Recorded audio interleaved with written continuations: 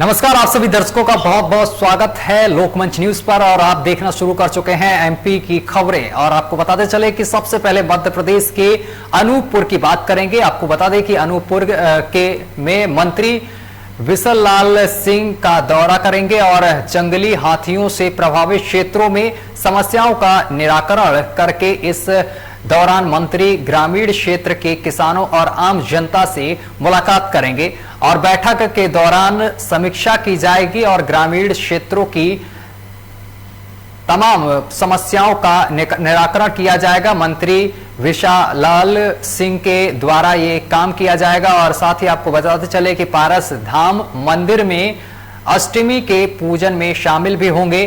पारस धाम मंदिर में कन्या भोजन उपरांत परासी से सतना के लिए चुनावी कार्यक्रम में भाग भी लेंगे।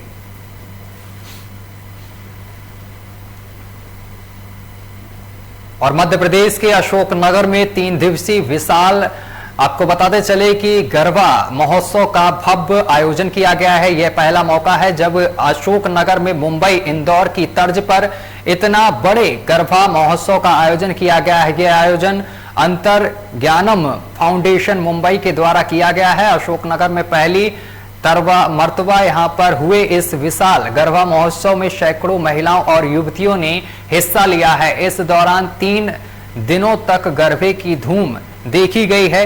डांडिया की अलग अलग धुनों पर माता की भक्ति में सराबूर होकर महिलाएं और युवतियां जमकर घंटों थिरकती रही हैं। और वहीं कई युवतियां अलग अलग वेशभूषाओं में भी देखने को मिली हैं। यह आयोजन अलग अलग राउंड में किया गया है। आप गरबे में पार्टिसिपेट आपने किया है, कैसा लग रहा है आपको? बहुत अच्छा। 3 डेज का हमारा पूरा प्रोग्राम रहा है और शायद पहली बार इतना अच्छे लेवल पर ऑर्गेनाइज हुआ है अशोकनगर में गरबा। और हम सब इतने एक्साइटेड है कि डिफरेंट तीनों दिनों पर सबने डिफरेंट लुक रखा है और हम काफ़ी एक्साइटेड होकर सभी ने पार्टिसिपेट किया है। हम धन्यवाद करना चाहेंगे अंतर ज्ञानम सोसाइटी मुंबई का, जिसने हमारे शहर में एक नए लेवल पर कुछ अच्छा करने का प्रयास किया और अगले साल इससे भी बहुत अच्छा बढ़कर हम लेकर आए। मध्य प्रदेश के अशोकनगर में नाईसराय थाने में कार्यरत आयोजन कार्यक्रम किया गया है। और सराफा व्यापारी के घर लगभग 3 महीने पहले हुई डकैती के मामले का खुलासा करने पर सराफा व्यापारी समेत अन्य लोगों ने आपको बताते चले कि सम्मान समारोह आयोजित किया है और पुलिस अधिकारी और स्थानीय स्टाफ का सम्मान किया है। जानकारी के अनुसार 31 जुलाई और 1 अगस्त की दरमियान रात नई सराय थाने से सटे सराफा व्यापारी रितेश कुमार सोनी के घर में यहां पर घुसकर डकैत 45 किलो चांदी और नगद रुपए भी चुराकर फरार हो गए थे। इस मामले में डकैतों के खिलाफ मामला दर्ज कराया गया था। बताते चले कि नाईसराय पुलिस द्वारा सबसे पहले 2 आरोपियों को पकड़ा गया और इसके बाद 7 अन्य आरोपियों को दिल्ली की तिहाड़ जेल से लाया गया है। इस दौरान चोरी गए सामान भी यहां पर बरामद कर लिया गया है। कार्यक्रम में पुलिस अधीक्षक समेत आला अधिकारी मौजूद रहे हैं।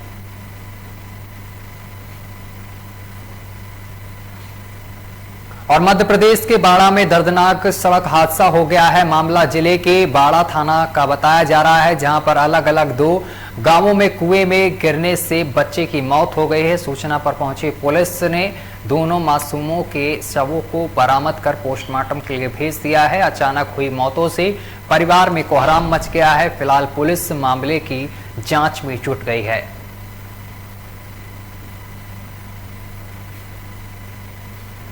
आज सीएससी बंडा में 2 बच्चों की मृत्यु हुई है। एक ग्राम खटोरा कला से बच्चे का नाम अजय सिंह, पिता हरि सिंह, उम्र 10 साल, जिसकी मृत्यु कुएं में डूबने से हुई है। और दूसरा जो है वो ग्राम गुगरा का है, विक्की, पिता विशाल, इसकी उम्र 11 साल है, इसकी मृत्यु तालाब में डूबने से हुई है। ये दोनों बच्चों के सब यहाँ ब्रॉड डेड लाए गए थे सामुदायिक स्वास्थ्य केंद्र बंडा में, जिनका कि पोस्टमार्टम करके हम लोगों ने उनके परिजनों को उनके सब सुपुर्द कर दिया। और भोपाल कलेक्टर ने टीबी मरीजों के साथ रहने वाले परिजनों में टीबी की रोकथाम के लिए दवाई का भी वितरण किया है। राष्ट्रीय रिवाइव टीबी कंट्रोल प्रोग्राम के अंतर्गत देश भर के अस्पतालों में टीबी कंट्रोल के लिए टीबी प्रिवेंटिव थेरेपी सेंटर बनाए जा रहे हैं, जिसमें टीबी के लक्षण दिखने पर मरीजों की शुरुआती जांच और इलाज किया जाएगा। कार्यक्रम में भोपाल कलेक्टर, भोपाल डीआईजी के साथ सीएमएचओ एवं सिविल हॉस्पिटल सुपरिटेंडेंट अपने स्टाफ के साथ मौजूद रहे हैं।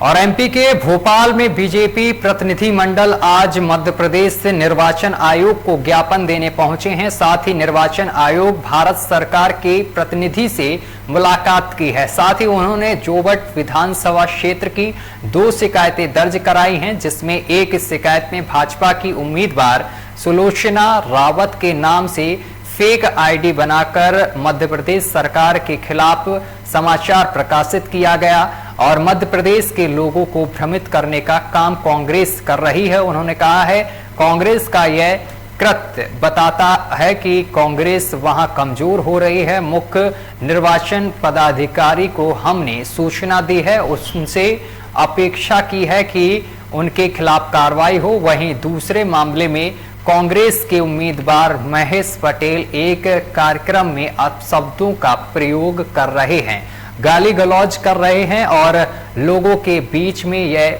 बातें का प्रयास कर रहे हैं कि वह किसी भी तरीके से चुनाव को जीतना चाहते हैं। आज भारतीय जनता पार्टी का प्रतिनिधि मंडल मध्य प्रदेश के निर्वाचन आयोग, भारत सरकार के जो निर्वाचन आयोग के प्रतिनिधि हैं, उनसे मिला और 192 जोबट विधानसभा क्षेत्र की 2 शिकायतें हमने दर्ज करवाई हैं। इनमें एक शिकायत ऐसी है जिसमें भारतीय जनता पार्टी की उम्मीदवार बहन सुलोचना रावत जी के नाम से फेक आईडी बना करके और मध्य प्रदेश की सरकार के विरुद्ध उसमें समाचार प्रकाशित है, जबकि वो भारतीय जनता पार्टी की प्रत्याशी है। ये सारा कुछ उसमें लिखा हुआ है, जिसके कारण मतदाताओं को भ्रमित करने का काम कांग्रेस कर रही है। कांग्रेस की छटपटाहट, कांग्रेस का ये जो कृत्य है, ये बताता है कि कांग्रेस वहाँ कमज़ोर हो रही है। इसलिए हमने माननीय मुख्य निर्वाचन पदाधिकारी के प्रतिनिधि को हमने ये सूचना दी है, उनको जानकारी दी है और उनसे अपेक्षा की है कि इनके खिलाफ। और मध्य प्रदेश के भिंड में पुलिस को बड़ी सफलता हाथ लगी है। मामला गोरमी थाना क्षेत्र का बताया जा रहा है, जहां पुलिस ने की खाद गोदाम पर छापेमारी और जानकारी के अनुसार पुलिस को मुखबिर से सूचना मिली थी कि खाद गोदाम में खाद की ब्लैक मार्केटिंग की जा रही है। वहीं मामले में संज्ञान लेते हुए निशानदेही के आधार पर पुलिस ने छापा मारा है और वहीं मौके से 130 डीएपी की बोरियां बरामद की हैं। पुलिस की माने तो देर रात करीब 200 से 250 बोरियां ब्लैक कर बेची गई हैं। व्यापारी 1200 की रेट की बोरी 1500 प्रति बोरी के हिसाब से बेच रहा था। पुलिस की मौके पर कार्रवाई जारी है और जिले में पिछले 2 सप्ताह से डीएपी खाद के लेकर हाहाकार मचा हुआ है। खाद की कालाबाजारी को लेकर परेशान किसान रोड व चौराहे पर प्रदर्शन कर रहे हैं। क्या कार्रवाई? आज मुखपुर से सूचना प्राप्त हुई थी कि किसानों के साथ धोखाधड़ी करके 1500 रुपये प्रति बोरी के हिसाब से संजय जैन और सैलू नाम का जो बनिया है वो बिक्री कर रहा है और टपल्ले का गोदाम है उसमें एकत्रित किए हुए। उस सूचना पर से नाट्यकार साहब के साथ में दर्ज की गई तो कबाड़ बंद पाए गए, अंदर से खुलवाया गया तो एक बुढ़े जो बाबा मिले थे यादव जी, उन्होंने बताया कि संजय बनिया हमारे यहाँ रख गए हैं और मुझे 500 रुपये बोरी रखाने के दे रहे हैं। वो सूचना पर जब देखा गया तो उसमें 130 बोरी पाई गई जो रखी थी, उनके विरुद्ध अब कार्रवाई की जा रही है। क्या क्या कार्रवाई बनती है इनके खिलाफ? इसी एक्ट के तहत कार्रवाई, आवश्यक वस्तु अधिनियम के तहत कार्रवाई होगी, उनके खिलाफ अपराध पंजीबद्ध होगा तो कार्रवाई होगी। और मध्य प्रदेश के भिंड में नगरपालिका कर्मचारियों की लापरवाही सामने आई है। मामला शहर थाना क्षेत्र का बताया जा रहा है, जहां मृतक एवं घायल गायों को जेसीबी से कचरे के वाहन में कचरे के साथ ले जाने पर गौ रक्षा संगठन के संरक्षक एवं राष्ट्रपति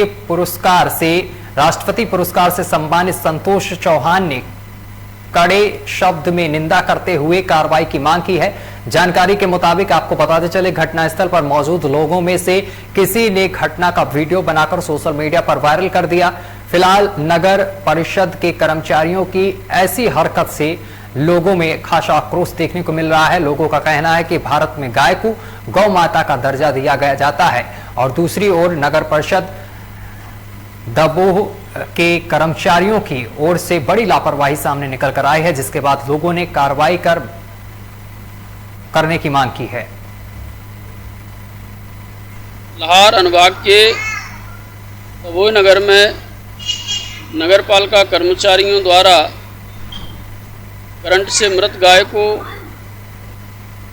बेहद शर्मनाक तरीके से गंदगी के कचरे के ढेर में दबाकर ले जाना सार्वजनिक रूप से गौ माता के प्रति लोगों की आस्था को चोट पहुंचाने वाला कृत्य है।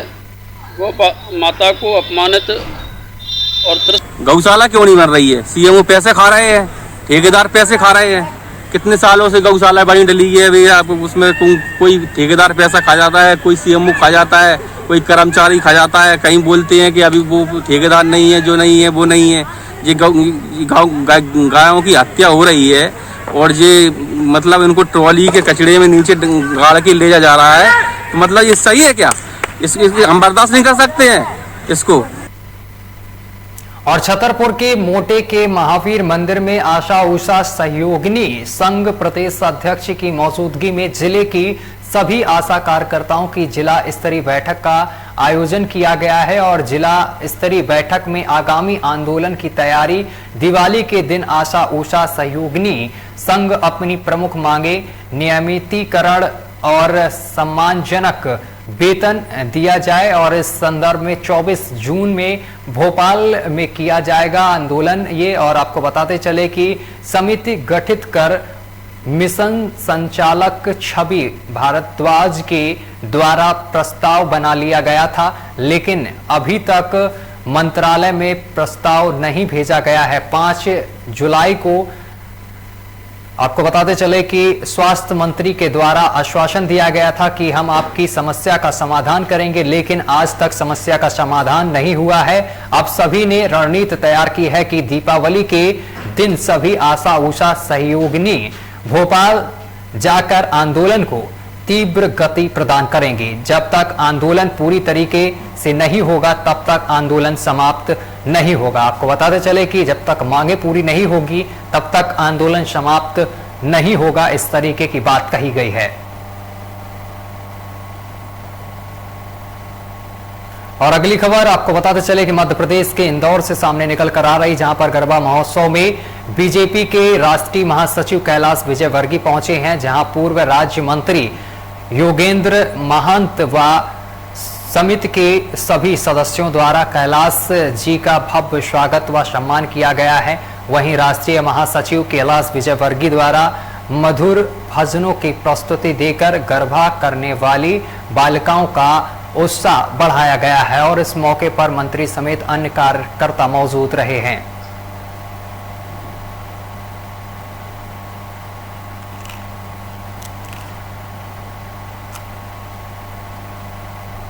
और शारदीय नवरात्र पर्व पर दुर्गा मंदिरों और पंडालों में भक्तों की यहां पर भीड़ देखने को मिली है, धारा बह रही है। आपको बताते चले कि जहां देर रात तक धर्म आयोजकों की धूम देखने को मिली है और इन दुर्गा पंडालों एवं दुर्गा प्रतिमाओं के बीच बंगाल समाज के द्वारा स्थापित मां दुर्गा की मूर्ति का अपना खास महत्व है। इस मूर्ति की स्थापना करमचंद्र चौक स्थित सिटी बंगाली क्लब परिसर में बंग समाज द्वारा की गई है और बंग समाज के इस दुर्गा उत्सव का यह 96वां वर्ष है और इस लिहाज से बंग समाज का यह कार्यक्रम धार्मिक और ऐतिहासिक महत्व रखता है। कोरोना प्रोटोकॉल का यहाँ खास ध्यान रखा गया है और इस कारण दुर्गा पंडाल परिसर में श्रद्धालुओं को कम संख्या में आने की अनुमति है। यह दुर्गा पूजा बंग समाज की परंपरा के अनुसार संपन्न कराई जाती है। कोरोना संक्रमण के 2 साल के बाद आज हमें मौका मिल रहा है कि हम यहाँ सिटी बंगाली क्लब में एकत्रित हो। ये हमारे लिए बहुत बड़ी बात है और बहुत खुशी की बात है कि हमारे कार्यकर्ताओं ने यहाँ पे हमें आने की अनुमति दी। प्रोटोकॉल्स को ध्यान में रखते हुए, हर चीज़ को ध्यान में रखते हुए हम सिटी बंगाली क्लब सिटी बाला बोस लाइब्रेरी एसोसिएशन का 96th ईयर इस बार सेलिब्रेट कर रहे हैं। और यहाँ पे इस बार का थीम है इंडिया गेट। बाहर जो आप कलाकृति देखेंगे वो इंडिया गेट की है, तो ये रिलेट करती है यूनिटी इन डाइवर्सिटी से भी और आज़ादी का अमृत महोत्सव जो हम 75th ईयर सेलिब्रेट कर रहे हैं इंडिपेंडेंस का, ये इससे भी रिलेट करती है। और काली मंदिर जो सिटी बाला बोस लाइब्रेरी एसोसिएशन जो काली मंदिर है उसके भी हमने 50 साल पूरे कर लिए हैं। और पश्चिमी मध्य प्रदेश के आदिवासी बहुल झाबुआ जिले के मेघनगर के समीप फुट तालाब में गुजरात के बड़ौदा और अहमदाबाद एवं स्थानीय कलाकारों द्वारा नवरात्रि महोत्सव में अनोखे तरीके से लोगों को सुरक्षित रखने का संदेश के साथ पुलवामा में शहीद हुए शहीदों और जवानों को यहां पर श्रद्धांजलि देकर देशभक्ति का अलख जगा रखे हैं। और मध्य प्रदेश शासन के द्वारा जारी गाइडलाइंस के अनुसार जहां गरीबों में मास्क पहनना अनिवार्य है और गरीबों को यहां पर मास्क भी वितरित किए गए हैं, तो वहीं गरबा आयोजित करने की समय सीमा भी तय कर दी गई है और गरबा में पहुंचे सभी लोगों को मास्क भी वितरित किए गए हैं। और साथ ही आपको बताते चले कि फुट तालाब में पहुंचे गुजरात के कलाकारों द्वारा मास्क पहनकर और हाथों में तख्ती और सामाजिक दूरी बनाए रखने के पोस्टर लेकर संदेश देते नजर आए हैं। यह गरबा इस वजह से जिले में चर्चा का विषय बना हुआ है। कलाकार कहते हैं कि यह बेहद ज़रूरी है क्योंकि लंबे समय के बाद हम सभी काम पर लौटे हैं और सभी लोग सुरक्षित रहें, इसलिए हम इस तरह की प्रस्तुतियों के माध्यम से लोगों को जागरूक करने का काम कर रहे हैं। पहले तो सभी दर्शक लोगों का मैं आभारी हूँ कि फुट तालाब को इस ऊंचाई तक उन्होंने पहुँचाया है। और 1 साल अभी गरबा नहीं होने की वजह से लोगों ने बहुत इसका इंतज़ार किया है और हर बार यही कहते आ रही है कि कार्यक्रम कब चालू होगा। उसके बाद में शासन की गाइडलाइन के अनुसार एक हमको कार्यक्रम करने का अवसर प्रदान किया गया, उसके अनुसार हम सारे व्यवस्था सैनिटाइज़र और मास्क की व्यवस्था सब की हुई है और शासन की गाइडलाइन के हिसाब से हमने गरबे चालू किया। जो भी आज फिर भी लोग इकट्ठा इसलिए नहीं हो पा रहे हैं क्योंकि हमने सभी को बोल रखा है कि आधे घंटे तक आपको रुकना है, वापस दूसरे को मौका दें। हम लोग 5 साल से गरबा खेलते आ रहे हैं यहाँ पे। हमारे ग्रुप का नाम है awesome garba and dance group. हम लोग हर डेली नई थीम से गरबा खेलते हैं। आगे एक थीम रखते हैं जो फैंसी ड्रेस कहते हैं उसको। आज हमने श्रवण कुमार की थीम रखी है और हम लोग जैसे कि पिछले साल लॉकडाउन के कारण हम लोग गरबा नहीं खेल पाए थे और हम बड़ौदा से आए हैं और हमारा विक्की डांस एकेडमी है और उसमें से हम लोग यहाँ खेलने के लिए आए हैं। कोरोना का गाइडलाइंस वही है कि मास्क पहनो, सैनिटाइज करो और सोशल डिस्टेंस रखो। और सोशल डिस्टेंस रखने से कोरोना का फैलावा कम होता जा रहा है। फुट तालाब में बहुत मस्त दिख रहा है। 2 साल नवरात्रि नहीं की है पर इस साल नवरात्रि हो रही है तो फुट तालाब में बहुत मस्त। और मध्य प्रदेश के नरसिंहपुर में 3 दिवसीय गरबा महोत्सव का आयोजन किया गया है। नवरात्र में शक्ति की महादेवी के सामने नृत्य करके आराधना की जाती है और माना जाता है कि गरबा सौभाग्य का प्रतीक है। और कोरोना काल के चलते पिछले 2 नवरात्रि पर गरबा महोत्सव नहीं हुए थे और इस नवरात्रि पर गरबा खेलने पर महिलाओं के चेहरे खिल उठे हैं। वहीं गरबा महोत्सव की मीडिया प्रभारी नीलम जैन ने बताया है कि गरबा में मां की भक्ति के साथ महिलाओं ने कन्या पूजन कर इन कन्याओं को सम्मानित किया है और गरबा करने से मन प्रसन्न के साथ शरीर में ऊर्जा संचार होता है। जय माता दी। जय माता दी में गरबे की बहुत धूमधाम रहती है, वैसे ही हमने करेली नगर में अपने गरबे से माता को प्रसन्न करने का हमने वो बनाया। और हमारी सखी मिलन ग्रुप, वैश्य सम्मेलन और हमारे माँ काली ग्रुप के द्वारा हमने यहाँ पे आयोजित किया। चुन्नी डांस, मटकी डांस, सभी हमने अपनी अपनी प्रस्तुति यहाँ पे दी हम लोगों ने। और यहाँ पे गरबे की बहुत धूम रही और बहुत से हमारे देखने वाले दर्शक ने भी बहुत प्रसन्नता और वो तालियों के साथ हमारा स्वागत किया और हम लोगों ने आराधना की। चलिए अगली खबर का रुख करेंगे। जिला मुख्यालय से लगभग 17 किलोमीटर दूर स्थित ग्राम दमदम और अक्या फतलू सहित कई गांव के लोग अपनी जान जोखिम में डालकर जुगाड़ के सहारे नदी पार कर रहे हैं। यह सिलसिला 2 साल से लगातार जारी है और जिसके बाद आपको बताते चले कि सिलसिला 2 साल से नहीं बल्कि कई सालों से चल रहा है। आपको बताते चले कि सोमली नदी में पानी आते ही ग्रामीण 4 ड्रमों से जुगाड़ बनाकर नाव पर सवार होकर जान जोखिम में डालकर नदी पार करते हैं और अपने खेतों और मंदसौर जाने के लिए इस शॉर्टकट वैकल्पिक के रास्ते एक स्थान से दूसरे स्थान तक जाते हैं, क्योंकि सड़क मार्ग से नदी पार कर खेतों तक पहुंचते हैं। लगभग 17 किलोमीटर का लंबा रास्ता तय करना पड़ता है।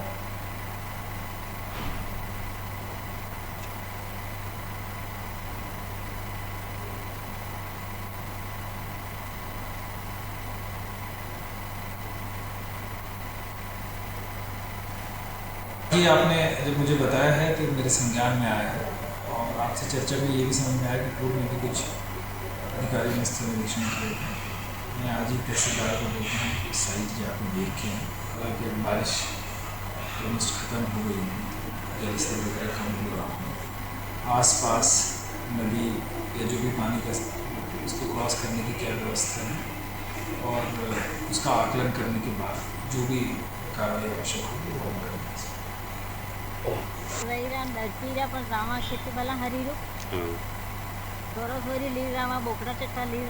अच्छा, क्या लगता है आप क्या चाहते हैं?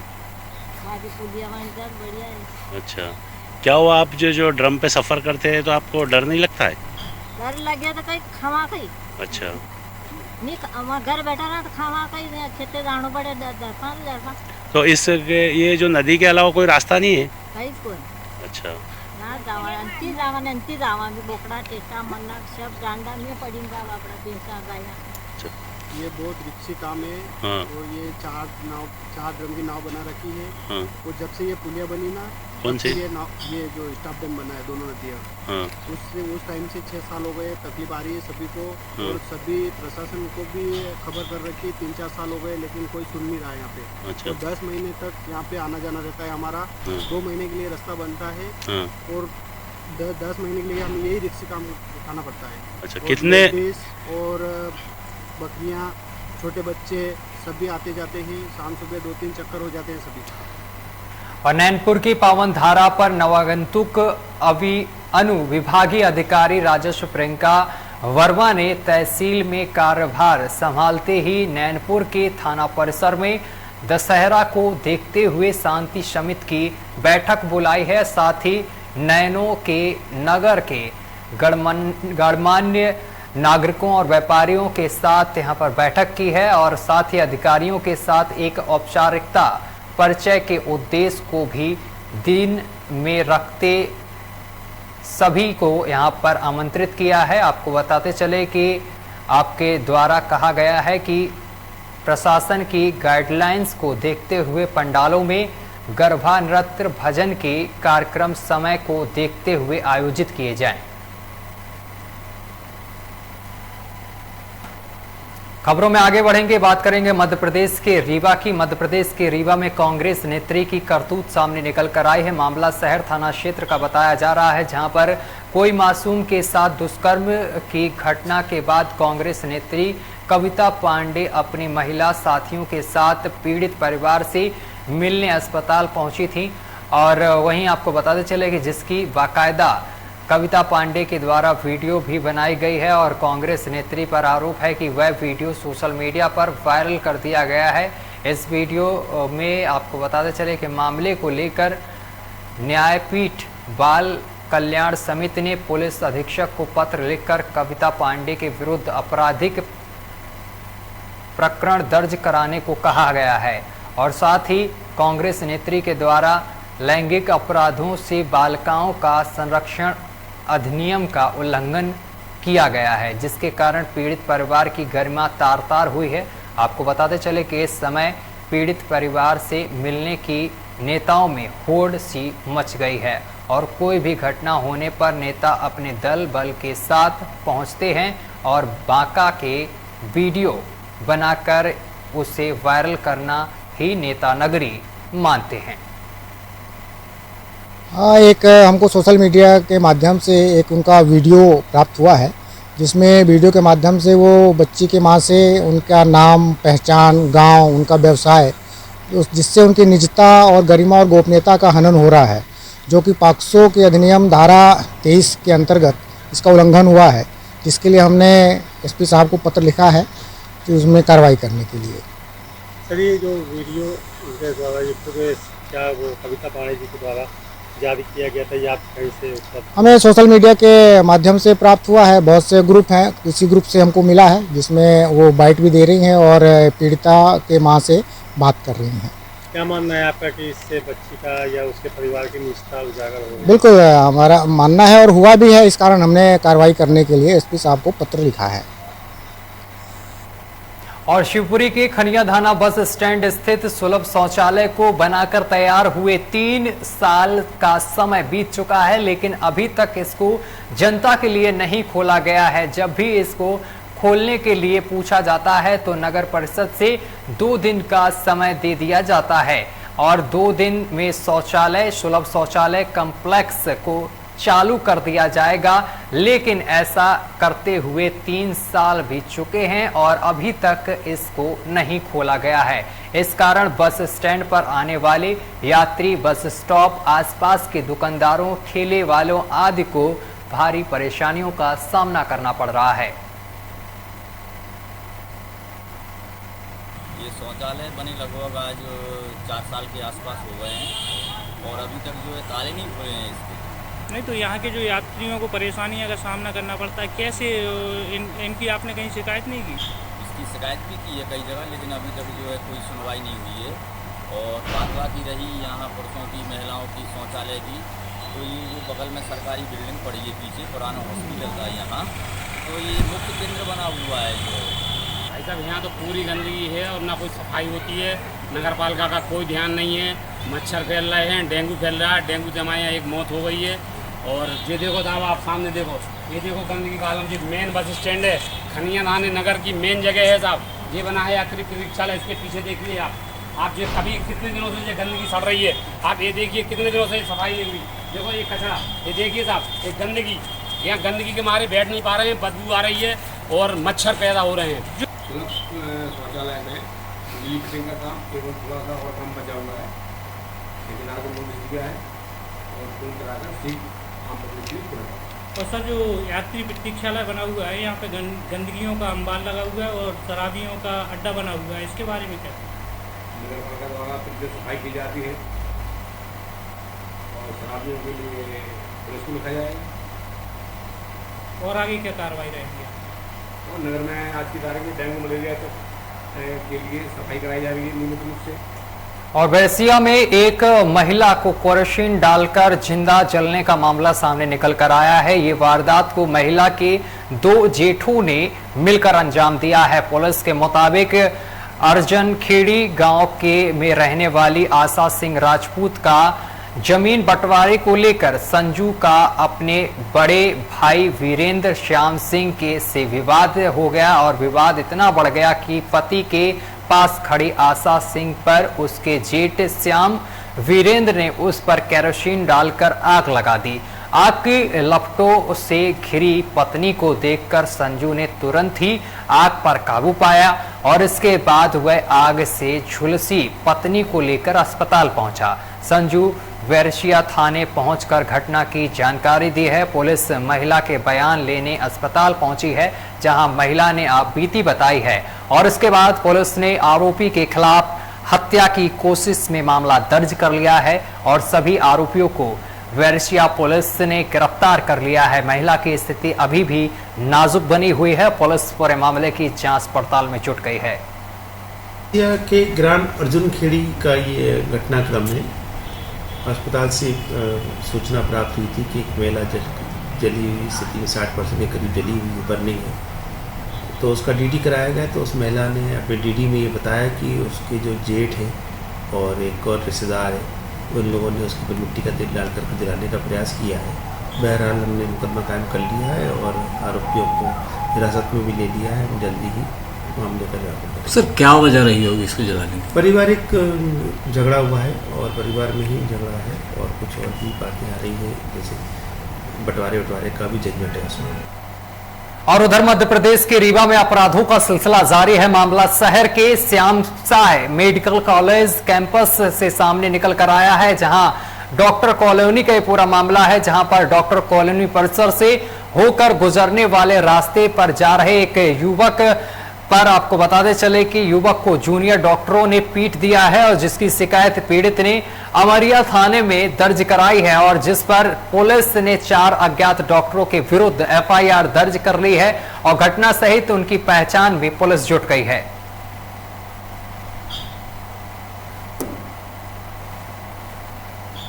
मामला ये है कि जूनियर डॉक्टर जो स्टूडेंट हैं मेडिकल के, यहाँ पर हॉस्टल में रहते हैं। सफारी होटल के पास उनका हॉस्टल बना हुआ है और विगत दिवस किसी व्यक्ति के साथ अशफाक खान नामक लड़के के साथ इन लोगों ने मारपीट की है बेवजह, जिस पर से धारा 294, 323, 534 में मामला पंजीबद्ध किया गया है और उनकी शनाख्ती के प्रयास किए जा रहे हैं कि वो कौन छात्र थे।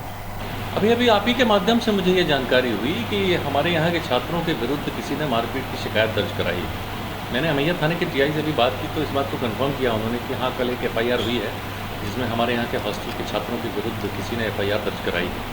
अब चूँकि ये घटना अभी आपके माध्यम से ही पता लगी है और अभी हमको इसके विस्तृत विवरण की प्रतीक्षा है कि वो एफआईआर क्या हुई है, आएगा वहाँ से जानकारी तो पता लगेगी और हम देखेंगे कि इसमें किसके विरुद्ध हुई है, घटना कब की है, कहाँ की है, क्या है और क्यों हुई है। ऐसा मेडिकल छात्रों से अपेक्षित नहीं है। सामान्य तौर पर वो इस तरह की हरकतें करते नहीं हैं, कभी भी ऐसा नहीं हुआ, पर अगर हो रहा है तो ये पता करना पड़ेगा कि कारण क्या है। सर गेट को लेकर के क्या है? गेट कई बार आम रास्ता कैंपस का भी अंतर आता है। आप हमारे अस्पताल के पीछे के गेट की बात कर रहे हैं जो आम रास्ते के रूप में इस्तेमाल होने लगा है, बिल्कुल सही बात है। ये पीछे ये हमारा जो पूरा परिसर है महाविद्यालय का, ये क्लोज कैंपस है। और सुजालपुर की बेटी ज्योति नागरा राइफल्स पैरामिलिट्री फोर्स नागालैंड से ट्रेनिंग कर सुजालपुर लौटने पर भव्य स्वागत किया गया है। सुजालपुर रेलवे स्टेशन से लेकर सुजालपुर नगर पालिका तक स्वागत की धूम देखने को मिली है। रेलवे स्टेशन एमपीबी नगर पालिका परिषद कांग्रेस नेता गजेंद्र सिंह सिसोदिया, पत्रकार कमल पुष्पद व सुजालपुर के सभी नागरिकों ने उनका स्वागत किया है और साथ ही स्वागत में डीजे पर धूम कर यहां पर नाचते हुए लोग भी दिखे हैं। हमें मतलब घर से दूर लोगों नए लोगों से मिलना, नए लोगों से दोस्त मिलना, बहुत सारी अलग अलग चीज़ें सीखने को भी मिलता है। और बाहर रहकर हम जैसे घर में रहते हैं वैसा तो नहीं रह पाते ना, पूरा चेंज हो जाता है वहाँ का माहौल, सब बहुत टफ भी होता है। एक छोटी सी सोच देखने को मिलती बेटियों में, मैं तो लड़की हूँ, मैं क्या कर पाऊँगी, लेकिन आपने उस चीज़ से काफ़ी ऊपर उठ के काम किया है। उन लड़कियों के लिए एक संदेश। नहीं, हमारे घर पे पापा ने कभी लड़कियों जैसा रखा ही नहीं है। हमारे घर पे पापा हमेशा बोलते हैं मेरी लड़कियां मेरे लड़कों से ज़्यादा है, इसलिए पापा मम्मी का बहुत सपोर्ट है। पापा की वजह से आज मैं यहाँ पे हूँ। क्या आगे करने का प्लान है? आगे इसी में आगे बढ़ने का प्लान है। चलिए इसी के साथ बुलेटिन में अभी के लिए बस इतना ही। देश दुनिया की तमाम खबरें देखने के लिए देखते रहिए लोकमंच न्यूज।